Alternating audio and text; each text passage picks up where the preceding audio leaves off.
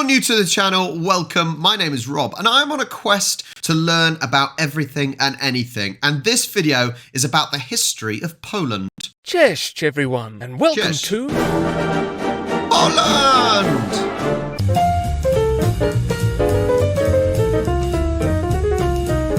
This is Europe and here's Poland. Now let's polish up on its history, shall we? The beautiful land of Poland begins its story with a long cryptic prologue, centuries that are cloaked in conjecture and mystery. Things clear up a bit better as we enter the Bronze Age Lusatian culture. Farmers, hunters, herders, and highly skilled artisans. This here is a reconstructed fort from the 700s BC. A century after this, the Pomeranian culture popped up. Quickly, in the comments now, I want to know, if you are from Poland, when was Poland officially a country? That's what I want to know. If your knowledge is good enough, in the comments, when was Poland officially a country? Hopefully we're going to find out. It was similar to the Lusatians in many respects, though they had a curious habit of making faces for their urns. I mean, sure, why would you want a plain old urn when you could have one with a nose or ears on it? The next culture had some regrettably noseless pottery, and declined around the same time Rome did. More mystery, more shadow. Then, around the 6th century, we find that a Slavic tribe known as the Polans had made the land their home. Over the years, the Polans grew stronger by incorporating other tribes into their fold. But the true birth of a recognizably Polish state occurred in the 900s with the rise of Mieszko I. He accepted Christianity, which would become the land's dominant faith, and set forth and conquered a large slice of land, which he left to his son Bolesław the Brave.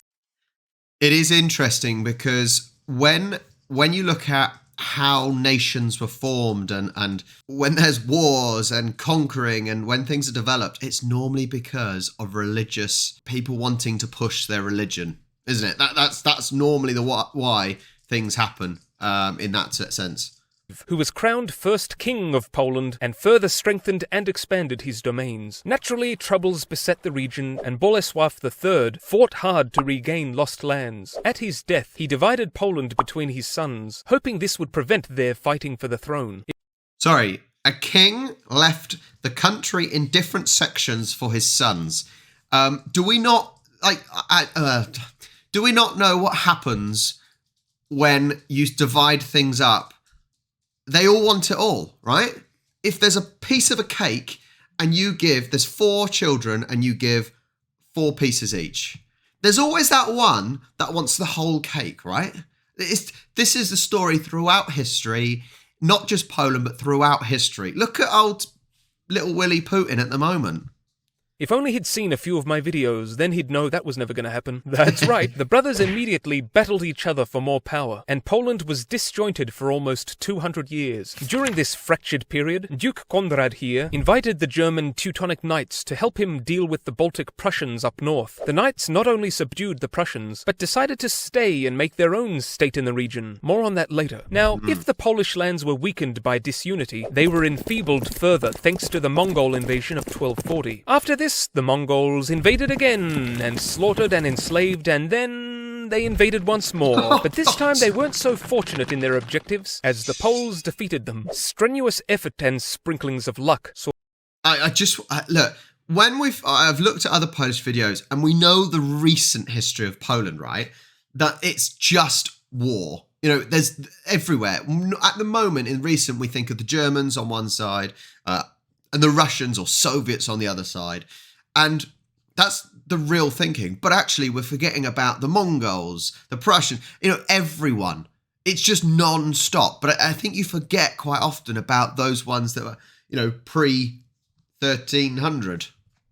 So Władysław the Short successfully began the process of reunifying Poland. His son, Kazimierz the Great, was a builder and a reformer who expanded eastward in his conquests, championed education, and welcomed the settlement of Jews into his borders. See, I'm getting the idea that Kazimierz III was a decent guy.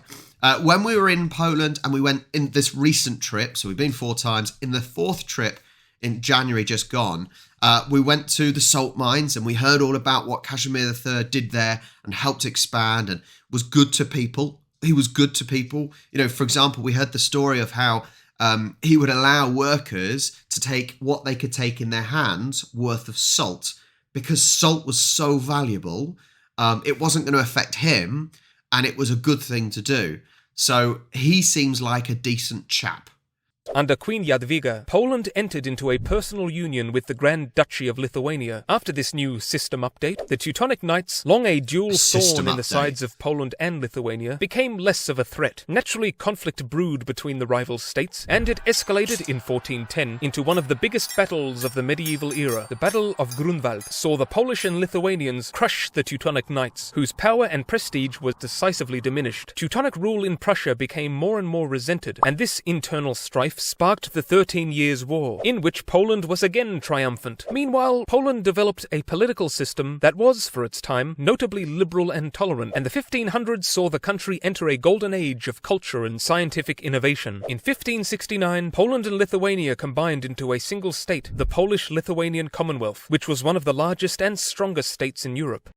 See, I've heard about this. I'm hoping it explains a little bit more. It's almost like the first European Union, almost, what it sounds like. Working together for the greater good. Whether or not it ended up that way, I don't know. Now, since Russia was having a hard time back then, Poland decided to invade it, and the two countries have disliked each other ever since. So we can blame Poland for this, can't we? We can blame Poland, mate. I know the Polish hate the Russians. And the Polish, we've gone through this, preparing for war. The Polish are arming themselves, but maybe we can say the Polish started this in 1620. That's a little bit awkward. That is a bit awkward. Times have moved on though a little bit, right? There was also war with the Ottomans and war with Sweden, and of course all this belligerence sapped the Commonwealth of potency, and swathes of land were lost, from Prussian possessions to chunks of Ukraine. But this didn't stop Poland from saving the heartland of Europe in 1683 from Turkish invasion, when the great soldier king Jan Sobieski, with his great mustache, led his heavy cavalry down the Austrian hills to thrash the Ottomans in the Battle of Vienna. But this glorious victory did not halt Poland's inglorious decline. 1701 saw a ruinous Swedish invasion, and then a squabble over the throne, in which it became glaringly plain that Poland had simply become a pawn on the European chessboard for the bigger players, and Poland itself was checkmated in the late 1700s when it was entirely erased from the map, partitioned between Russia, Austria, and Prussia. Not even the heroic efforts of the great commander Tadeusz Kościuszko could free Poland from foreign occupation. It's fascinating, right? Maybe it was a case where the Polish had everyone trying to battle them. They then fought back and did the battling. It's almost like the British, right? The British, we as a land mass, we have been invaded a lot of times, right? Romans, Vikings, everyone, the Gauls, just everyone has invaded our lands. I say our lands, you know what I mean. And in the end, we then thought, screw it, we'll go and conquer everyone else instead. So, you had all the British invasions, right? Maybe that's similar here. Poland had so many attacks on the land. And in the end, they thought, no, screw it. We're going to fight back. In the end, everyone else was like, actually, we're stronger than you. And then there was no Poland. But how do you get from having no Poland to having a Poland again all of a sudden? How? I really don't understand that.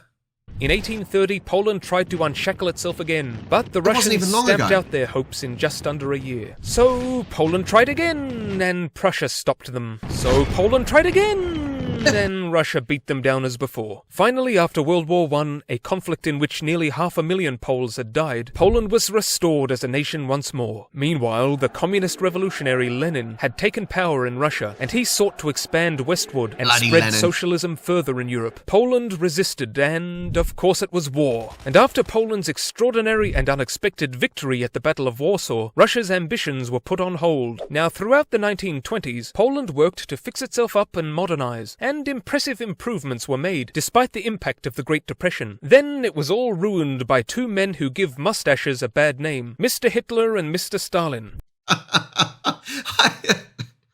You've got to laugh. That was brilliant what he did.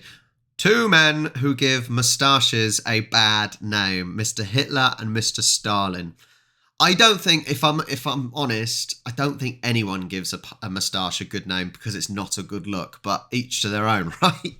The invasion of Poland kicked off World War II, and few countries had a worse time of it. Poland was split between Nazi Germany and Soviet Russia, and the Soviets set about slaughtering Poles, and the Nazis set about slaughtering Poles, around 2 million of them, and Hitler ended up shoving the Soviets out of Poland in Operation Barbarossa. Nazi occupation devastated Poland's large Jewish population, most of whom were disposed of. But despite the omnipresent tragedy and horror, the Polish resistance never lost hope and continued to fight, even after the huge Warsaw Uprising, when the Germans pretty much destroyed the entire city in revenge, and untold thousands of civilians were executed. Now, as the German position on the Eastern Front faltered, the Soviet Red Army pushed them further and further back, until the Soviets took control. After the war, Stalin made sure Poland adopted a communist government, and anti-communist resistance fighters operated into the 1950s. Thankfully, the oppressiveness subsided over time, and living conditions improved, though economic migraines were habitual. Protests over food prices and more of the same ilk preceded a spirit of change for Poland embodied in Polish Cardinal Karol Wojtyła, who became Pope John Paul II in...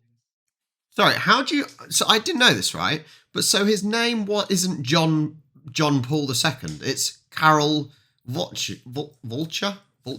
Hang on. Cardinal Karol Wojtyła, who became... Wojtyła. So why is he now called John Paul? I'm not a religious person. I don't know. Is this a religious thing? You just have to change your name if you become the Pope. I don't understand that. That doesn't make sense.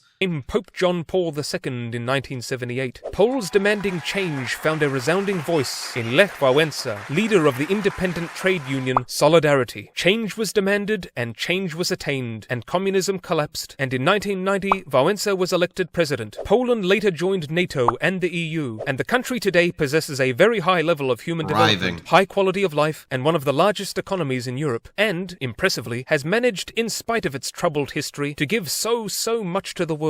Great composers and musicians. Shall I try and do some pronunciations? Frederick Chopin. I've heard of him. Paderewski. Karol Szymanowski. Witold Lutosławski. Henryk Gorecki. Henryk Wieniawski. Arthur Rubinstein.